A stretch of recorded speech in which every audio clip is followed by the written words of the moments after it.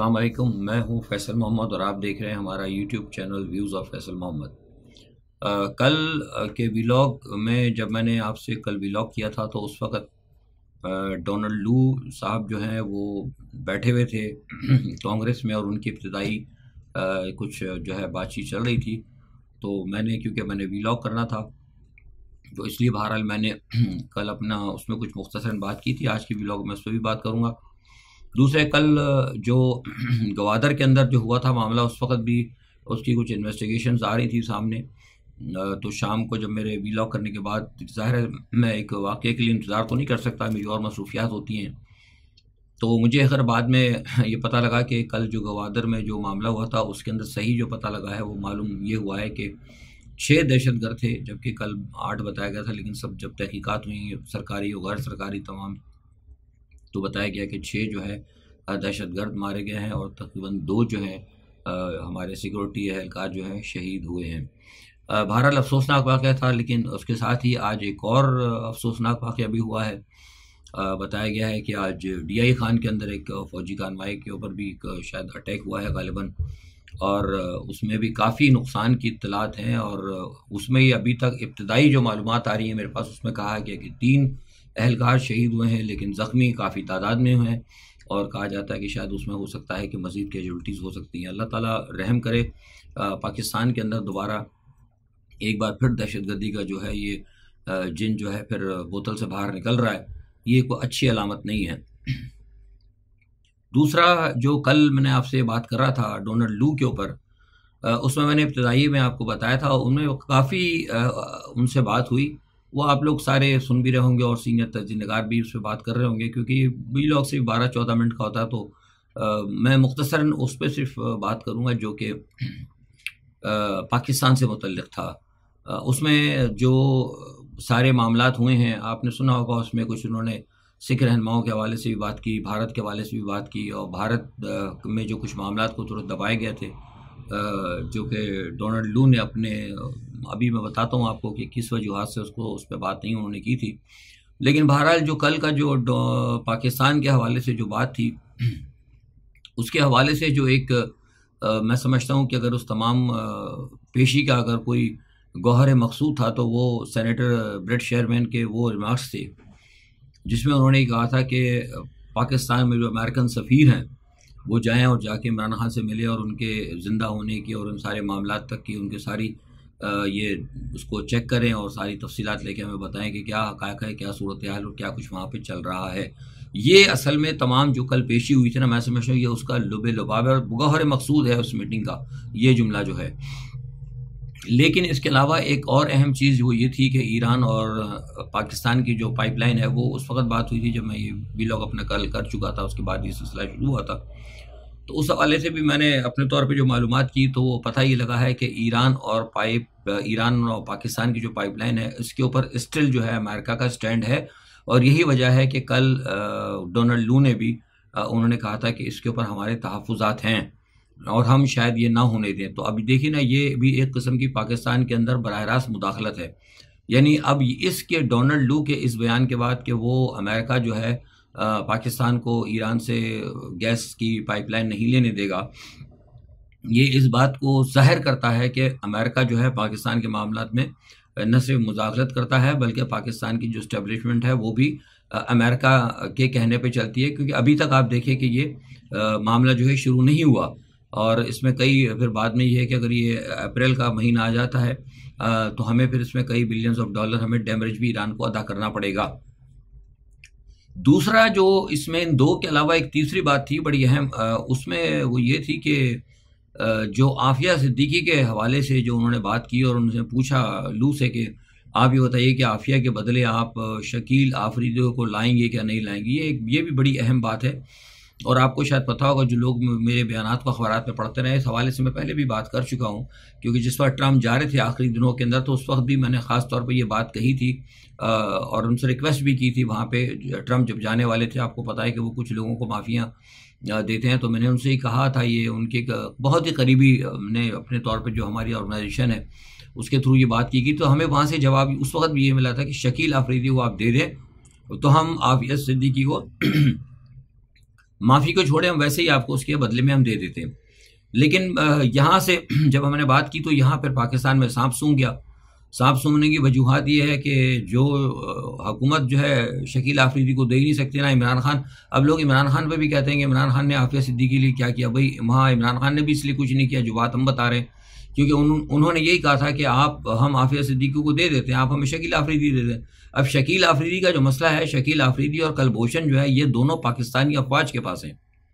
ये कोई भी हुकूमत के पास नहीं है, ये उनके पास है, हमारे सिक्योरिटी इदारों के पास है। और उनको छोड़ना ना छोड़ना, यानी शकील आफरीदी को और कुलभूषण को, उनके मुस्तकबिल का जो फैसला है ना, वो पाकिस्तान की जो इस्टेब्लिशमेंट है उनके वो करेगी। अब पाकिस्तान की हुकूमत अब इतनी ताकतवर नहीं थी, ना इमरान खान की या किसी की, कि वो उनके कब्जे से इनको छुड़ा कर बात करके इनको दे दे। अब वो अगर होता है कोई, अगर ये मिसाल के तौर पर अगर ये कहीं इन दोनों का अगर और मामला होता तो और बात थी।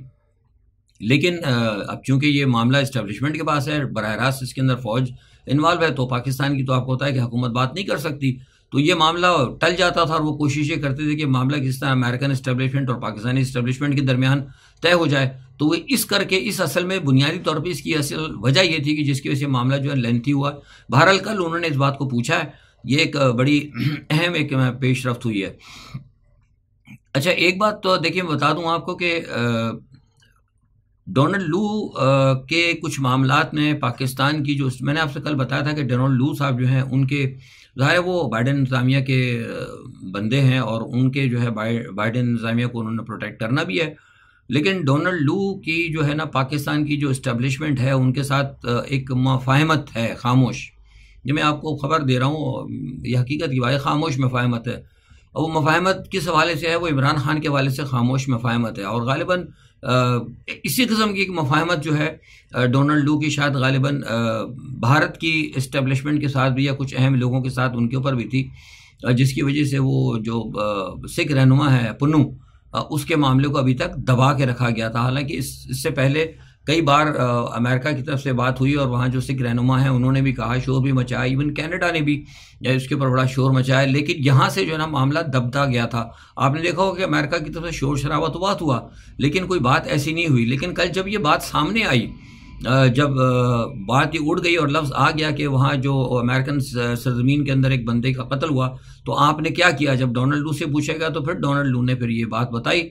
और उसके बाद जब उन्होंने बताई, यानी वो मफाहमत ज़ाहिर टूट गई, जो खामोशी की मफाहमत थी। शख्सी मफाहमत भी होती है ना, इदारों के दरमियान भी होती है, इस्टेब्लिशमेंट के दरमियान भी होती है। इस्टेब्लिशमेंट तो इस्टेब्लिशमेंट अगर मफाहमत है, अगर पाकिस्तान की इस्टेब्लिशमेंट और अमेरिकन इस्टेब्लिशमेंट के दरमियान अगर कोई मफाहमत होती है, तो उसके दरमियान शख्सी मफाहमत, जो यहाँ के अहम शख्सियात हैं वो और वहाँ की कोई अहम शख्सियात है, उनके दरमियान भी एक बायलैटरल जो है ना थोड़ी सी अंडरस्टैंडिंग होती है। तो वो जो अंडरस्टैंडिंग में ख्याल से लू की जो थी इंडियन कुछ ख़ास मतलब एक मखसूद दायरे के अंदर, वो कल के सवाल के बाद गालिबन शायद वो ख़त्म हो गई। यही वजह है कि आज फिर वो आप देखें कि भारत से ये बात आ गई। उन्होंने कहा कि हाँ जी, हमारे जो है रा के, उन्होंने पहली दफ़ा एक्सेप्ट किया कि हमारे रा के कुछ लोगों ने इसको ये किया था एसिसिनेट, और उसके अंदर कुछ ऐसे लोग हैं जो कि इंतहा पसंद हैं, या मतलब जो भी कह सकते हैं आप, या खुद सर हैं, या जो कुछ भी हैं, या मतलब थोड़ा सा उनका दायरा इख्तियार जो है उनकी हुकूमत से बाहर हो रहा है, या जो कुछ भी। हमारा एक खूबसूरत बहाना दे के उन्होंने ये एक्सेप्ट तो कर लिया और ये भी कह दिया कि उनमें से एक आध शायद रिटायर हो चुका है या पता नहीं क्या हुआ। बहरहाल, तो कहने का मकसद ये है कि कल के जो पेशी हुई है उससे पर थोड़ी सी कुछ बातें खुली हैं, लेकिन इसके दूररस नताइज तो शायद होंगे, लेकिन अभी ना हो। लेकिन जैसे मैंने कहा कि जितनी तेज़ी के साथ ट्रम्प का जो तूफ़ान बढ़ रहा है वाइट हाउस की तरफ, तो हो सकता है उसके असरात जो हैं इस पर हम शायद आने वाले दिनों में पाकिस्तान में भी देखेंगे। अच्छा, दूसरा एक ये है कि ये जो मामला है अपना भारत की मैं बात कर रहा था, तो भारत के साथ एक बात मैं छोटी सी आपको भी बता दूं कि भारत के अंदर आंध्र केजरीवाल को जो है ना गिरफ्तार कर लिया गया है, और उनको भी शायद जो कहा जा रहा है कि उनके ऊपर भी कुछ इल्ज़ामात हैं बदनवानी के, और CBI जो है वो कहती है कि उनके ख़िलाफ़ कुछ मुकदमात हैं। बहरहाल वो दिल्ली के इस वक्त वो वज़ीर आला भी हैं और अहम ओहदा है, बड़ी पार्टी है, उनको गिरफ़्तार किया गया है। और मैंने जब मालूमात करने की कोशिश की, तो कोशिश जो उसमें हमें कोशिश में जो हमने अपने तौर पर जो कोशिश की प्राइवेटली, मतलब मैं भारत की खबर रसां इदारों से हट के बात कर रहा हूँ, तो उससे हमें पता लगा कि ये सारा मामला जो है बरह रास्त BJP के दरमियान और ये जो आंध्र केजरीवाल, मोदी साहब और आंध्र केजरीवाल के दरमियान जो ज़ाती जो एक सियासी मुखासमत है, ये उसका नतीजा है। तो मतलब अब बहरहाल उन्हें गिरफ्तार किया गया। इस वक्त पूरी दिल्ली के अंदर जो है मतलब हाई टाइट है, हालात बड़े ख़राब हैं।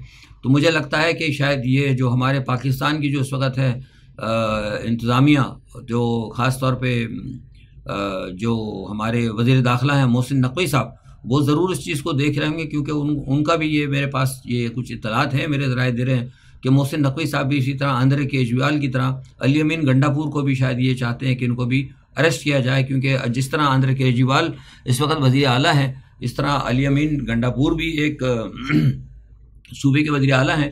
गो कि आज अली अमीन गंडापुर साहब गए थे, सरमायाकारी बोर्ड का जो इजलास हुआ था उसमें चारों वज़ीर आला मौजूद थे, और कहा यह जा रहा था कि शायद वो नहीं आएंगे। माफ़ कीजिए, उसकी वजह ये है कि कुछ लोगों का ख्याल था कि उन्होंने कल जो सख्त बयान दिए थे उसकी वजह से शायद हो सकता है वो नहीं आए। लेकिन यहाँ मैं आपको ये भी ख़बर मैं दे रहा हूँ कि हुकूमत के दरमियान और जो हमारी इस्टेब्लिशमेंट के दरमियान कुछ लोग ऐसे अनासर हैं जो कि PTI के दरमियान अभी एक ब्रिज का किरदार अभी अदा कर रहे हैं, और ग़ालिबन वही लोग हैं जो उस मामले को ठंडा भी रखना चाहते हैं। और मैं समझता हूँ कि अच्छी बात है, किसी भी मामले के अंदर वफाकार सूबों का आमने सामने आके खड़ा होना अच्छी बात नहीं है। और एक ऐसे वक्त में जबकि पाकिस्तान के अंदर जो मामलात चल रहे हैं, जो कि हमारे इकनॉमिकल हालात और हमारे अतराफ़ के अंदर जो सूरत हाल चल रही है, उस सूरत हाल के अंदर वफाका और सूबों का आमने सामने आना अच्छी अलामत नहीं है। तो बहरहाल कोशिश ये की जा रही है, और जो लोग हैं कुछ बीच में मिडिल मैन का किरदार अदा कर रहे हैं, उनकी वजह से, उनकी कोशिशों की वजह से वो आए हैं। बीच में आपने देखा हो कि बड़ी देर हो गई थी, लेकिन बहरहाल सरमायाकारी की जो कॉन्फ्रेंस है, बोर्ड का जो इजलास हुआ है, बहरहाल अब ठीक है। मैं जिससे पहले मैंने कहा कि मैं किसी की नीयत पे शक नहीं करता, अच्छी बात है कर रहे हैं, लेकिन मुझे फ़िलहाल इस सरमायाकारी कॉन्फ्रेंस से पाकिस्तान के फ्यूचर के अंदर कोई भी अच्छाई या बड़ी इनकलाबी तवक्को मुझे नहीं है। उसकी वजह ये कि मैं बारहा ये बात कह रहा हूँ और साल सवा साल से कह रहा हूँ कि जब तक आप पाकिस्तान के अंदर सियासी जो है आप हालात, अपने अंदरूनी हालात, जब तक मुल्क के सियासी हालात आप जब तक दुरुस्त नहीं करेंगे, और आपके जब तक आपकी इकनॉमिकल जो है मामला वो भी दुरुस्त नहीं होंगे, क्योंकि सियासत का और इकनॉमिक का इनका चोली दामन का साथ है। और ऐसी सूरत में जबकि हमारे अतराफ़ के अंदर जो हमारे हालात ख़राब हैं, उस सूरत के अंदर जो है अभी जो आप देखेंगे जो हमारे मामला इस वक्त अभी अफ़गानिस्तान से चल निकले हैं, ऐसी सूरत के अंदर तो आपको बिल्कुल भी मतलब इस किस्म की कोई मतलब रिस्क नहीं लेना चाहिए। तो अब अफ़गानिस्तान के हवाले से भी मैंने जब बात की है तो ये बताता चलूँ कि अफ़गानिस्तान और पाकिस्तान के दरमियान भी कशीदगी जो है वो बढ़ रही है, और कुछ हिमाकतें इधर से भी हो रही हैं तो उधर से भी हो रही हैं। यहाँ से भी मतलब आग को ठंडा करने के बजाय जो है बयानात जो है धमकी दी जा रही है, और कहा है कि जनाब हम उससे निपट लेंगे। आज एक और जगह मैं देख रहा था, एक मिनिस्टर का, मैं नाम नहीं ले रहा, उनका एक मैंने देखा था एक जगह चल रहा था स्टेटमेंट कि हम सख्त निपटेंगे, और कहा है कि हम दोबारा एयर स्ट्राइक करेंगे। और मोहसिन नकवी साहब तो दहशतगर्दी का नाम लेकर वो तो ऐसा लग रहा है कि अफ़गानिस्तान पर चढ़ दौड़ने की तैयारी कर रहे हैं। अब अफ़गानिस्तान के मामलात के अंदर और दहशतगर्दी के मामलात में इन सब चीज़ों को थोड़ा सा अलहदा रखा जाए तो बेहतर है। आप TTP का नाम लें ख़ास तौर पे तो ज़्यादा बेहतर है TTP का, लेकिन आप खाली एक तरफ ये कहा जा रहा है कि अफ़गानिस्तान से दहशतगर्दी हो रही है और हम दहशतगर्दी को और इस तरह की जो बातें की जा रही हैं, तो बैनुल-अक़वामी प्रेस ख़ास तौर पे भारत आपको पता है हमारा दुश्मन है, वो फिर ख़बरों को मैनिपुलेट करता है, तो और जो है मतलब उससे क्या कहते हैं कि गलत फहमियाँ जो है फैलती हैं। पाकिस्तान की जानिब से बयान के बाद थोड़ा सा काबुल से भी पता करने की कोशिश की, तो वहाँ से तो जो खबरें मिल रही हैं वो भी बड़ी ख़तरनाक है। उन्होंने कहा कि अगर पाकिस्तान ने अगर दोबारा स्ट्राइक की, वो तो कह रहे हैं कि वैसे बेसिकली हम तैयार हैं जंग के लिए, लेकिन उन्होंने कहा था कि अगर पाकिस्तान ने दोबारा स्ट्राइक की तो फिर हम और कई तरीके से जवाब देंगे। तो अच्छी बात नहीं है, ना उनको धमकी देनी चाहिए, ना हमारी तरफ से धमकी जानी चाहिए। बहरहाल एक अफसोसनाक बात जो है इस वक्त पाकिस्तान के अंदर चल रही है। इस तमाम सूरत हाल को मैं समझता हूँ कि हमारे अरबाब इख्तियार को देखना होगा, क्योंकि जो सियासी पार्टियाँ जो बैठी हैं आके, दोनों ये चोर चपाट जो मुस्लिम लीग नवाज और ये पीपल्स पार्टी, इनका तो ये तो पाकिस्तान को तबाह बर्बाद करने आए। और पीपल्स पार्टी ने जो सिंध का हाल किया है, अब वो आ गई है, सदर साहब आ गए दोबारा, तो मुझे यकीन है कि बाकी मानदा पाकिस्तान का हाल भी सिंध से ज़्यादा बदतर ही होगा। तो दूसरा ये तो था पाकिस्तान का। थोड़ी सी एक बात मैं कर दूं कि वो आपको पता है कि अमेरिकन सिक्योरिटी काउंसिल के अंदर करारदाद जो है पेश करने जा रहे हैं इमीडिएटली वो सीज़ फायर की। अब ये देखिए कि 40,000 मुसलमानों को शहीद करवा कर 18 लाख मुसलमानों को बेघर करवा के सारी गज़ा के तमाम फ़लस्तीन के और हुनैन और वो तमाम जितने इलाके थे सबके वो अपना रफ़ा में अभी तक मामला चल रहे हैं। सारी उनकी जो कहते हैं खान यूनिस वगैरह की तमाम जितनी बिल्डिंग्स थी, तमाम रिहायशी इमारतें, तमाम इंफ्रास्ट्रक्चर को ख़त्म करके उनकी कमर तोड़ के ना अब अमेरिका बाहर आया कह रहा है कि हम जनाब वो जा रहे हैं क्या करवाने, जंगबंदी कराने, इमीडिएट सीज फायर कराने के लिए। तो ये मैंने आपको पहले भी कहा था कि जब तक अमेरिका जो है इनके मुसलमानों की कमर नहीं तोड़ेगा, जब तक यहाँ से, असल में उनका मकसद ही था कि इसराइल के लिए यहाँ पे मुसलमानों को ख़त्म करना चाहता, ताकि मुसलमान इससे ख़त्म हो जाए, इनकी कमर टूट जाए बिल्कुल। 40-45 हज़ार आदमियों का शहीद होना कोई मामूली बात नहीं। अगर जिस किसी मुल्क के अंदर इतनी बड़ी हलाकत हुई तो वो तो मुल्क वैसे ही तबाह हो जाता, और फ़लस्तीन का तो वैसे ही आपको पता है कि क्या हाल था। अब वहाँ से कुछ खबरें ये भी आ रही हैं कि सारा काम इसलिए किया गया है कि बुनियादी तौर पर इनका ये ख्याल है कि आपको पता होगा कि यहूदियों की एक, मैंने उस पर बात भी की थी, यहूदियों की एक जो उनकी जो मजहबी हवाले से जो उनकी पेशगोई है, वो कहते हैं कि जब तक कि यहूदी जो है वो सुर्ख बछड़ा जो है उसको जब तक वो उसकी कुर्बानी देंगे तो उसके बाद वो कुर्बानी देने का जब वक्त आएगा तो उस कुर्बानी के फ़ौरन बाद ही फिर वो कहते हैं कि मस्जिद अक्सा को वो शहीद करेंगे और उसके बाद वहाँ पर थर्ड टेम्पल बनाने जाएंगे। तो कहा यह जा रहा है कि असल में वो बुनियादी तौर पर वो वक्त चाहते हैं कि इसी साल, इसी अगले महीने में वो चाहते हैं कि वहाँ पे सुर्ख बछड़े की वो कुर्बानी दें और उसके साथ ही मस्जिद अक्सा को शहीद किया जाए। लेकिन वो समझते थे, कुछ लोगों का कहना ही मैं आपको बता रहा हूँ, उनके बकौल उनके जो वहाँ के लोग हैं वो कहते हैं कि हम इसलिए किया है हमने ताकि यहाँ पे फ़लस्तीनियों की जो यहाँ गज़ा के अंदर और जो रफ़ा के अंदर जितने मुसलमान हैं उनको ज़्यादा से ज़्यादा वीक कर दिया है। नहीं दूसरा अल्फाज जो मैंने कहा कि उनकी कमर तोड़ दी जाए। तो वो कहते हैं कि ये इस पोजीशन में वो आ चुके हैं। वो समझते हैं कि शायद अब अगर हम जो है हमने गज़ा के मुसलमानों को इस हाल पर पहुंचा दिया है कि अगर कल खुदा ना खास्ता अगर हम कल ही अगर मिसाल पे अगर वो बछड़े की अगर कुर्बानी दे दें, लाल बछड़ा जो उसको अगर कुर्बान कर दें और फ़ौरन ही मस्जिद अक्सा को अगर शहीद करें, तो गज़ा के अंदर जो मुसलमान है वो गज़ा वाले जो है या फ़लस्तीनी जो है इस वक्त वो इस पोजीशन में नहीं होंगे क्योंकि बहुत बड़ी तहरीक इसराइल के ख़िलाफ़ चला सकें या वो लड़ने के लिए तैयार हो। तो ये बहरहाल ये भी बातें आ रही हैं, अफसोसनाक बात है। लेकिन अगर ऐसी बात भी है तो सारी दुनिया का, मैं तो जैसे मैंने पहले भी कहा था कि मैं इसराइल से ज़्यादा जो है ना मुस्लिम दुनिया को इस बात का कसूरवार समझता हूँ कि मुस्लिम दुनिया को चाहिए था कि इस सारे मामलात को देख के उनको इस मामले पे खड़ा होना था। बहरहाल ये एक सूरत हाल अफसोसनाक है जो मैंने आपको बताई। आज के लिए इतना ही। जो भी होती है सूरत हाल इंशाल्लाह उसके ऊपर अपना तज्ज़िया लेके कल फिर दोबारा हाजिर होंगे। अपना बहुत ख्याल रखिएगा। अल्लाह हाफ़िज़।